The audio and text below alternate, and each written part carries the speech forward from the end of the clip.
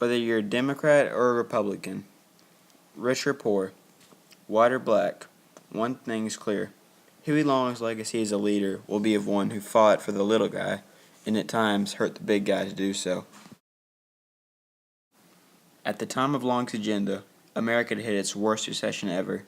Banks were unreliable, businesses were being foreclosed on, and national unemployment was at an all-time high.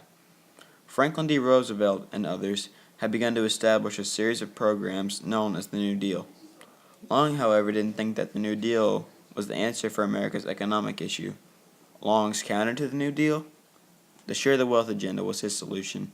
Long believed that the key to solving America's economic issues was to make it into a society where everyone had, quote, a home and the comforts of a home, including an automobile and a radio, and the things it takes in that house to live on. Long was a passionate speaker about his goals for society.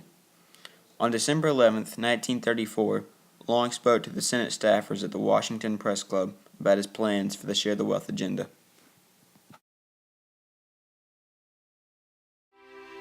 According to the tables which we have assembled, it is our estimate that 4% of the American people own 85% of the wealth of America, and that over 70% of the people of America don't own enough to pay the debts that they owe.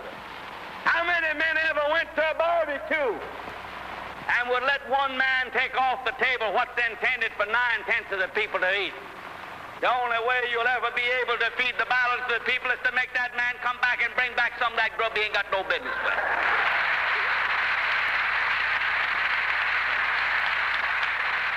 Now, how are you going to feed the balance of the people?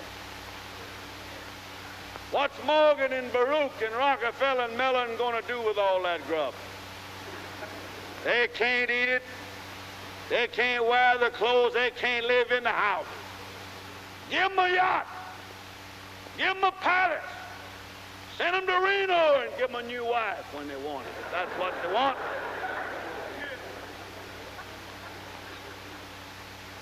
But when they've got everything on the God's living earth that they can eat and they can wear and they can live in, and all that their children can live in and wear and eat and all their children's children can use, then we got to call Mr. Morgan and Mr. Mellon and Mr. Rockefeller back and say, come back here. Put that stuff back on this table here that you took away from here, that you don't need. Leave something else for the American people to consume. And that's the program. We're not going to destroy the Gulf Refining Company. We're not going to destroy the Standard Oil Company. But we're going to say that the limit of any one man's stock ownership in the Standard Oil Company is from $3 to $5 million to that individual, and that the balance of the people of America own the balance of what the Standard Oil Company is worth. All right.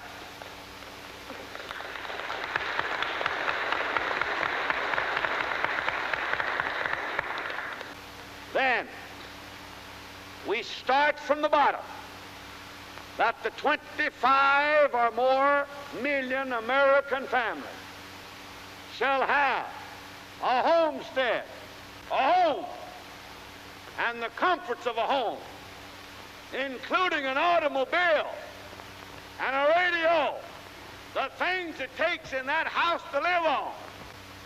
We say to America, 125 million, none shall be too big, none shall be too poor, none shall work too much, none shall be idle. No luxurious mansions empty, none walking the streets, none impoverished, none in pestilence, none in want, but in the land blessed by the smile of the Creator, with everything to be consumed, to be eaten, to be worn, that America will become a land sharing the fruits of the land, not for the favored few, not to satisfy greed, but that all may live in a land in which the Lord has provided an abundance sufficient for the luxury and convenience of the people in general, I think.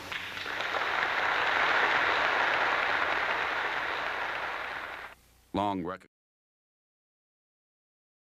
The Share the Wealth agenda was highly popular and controversial. On one side, you have a family that barely has enough money to clothe their own children, and they jump at the chance to sign up for the program.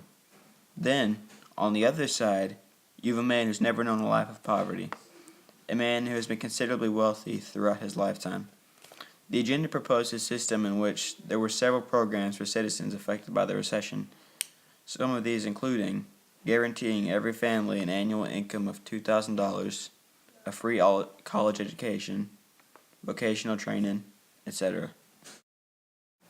I mentioned how a lot of people loved and respected Long, right? Well, as many people as there was who loved him, there were still quite a few people that didn't like him either. One man hated him enough to kill him.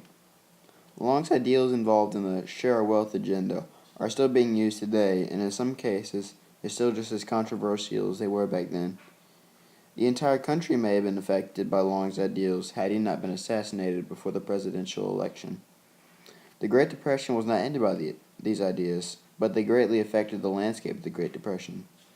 Certain organizations today still heavily advertise these ideas, one of them being the group known as Occupy Wall Street.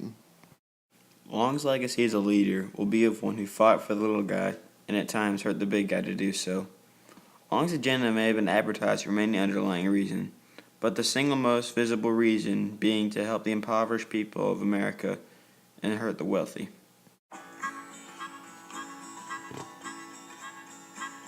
Farmer's got to go to work from sun up to sundown. Then he's got to load 'em up and get his crop to town. He's alright, he's got a brand new road he's driving on. He can thank God and Huey Long. Junior's got to go to school to learn to read and write. Daddy only had a slate to get his letters right. Junior's got a school book that can teach him right from wrong. He can thank God and Huey Long.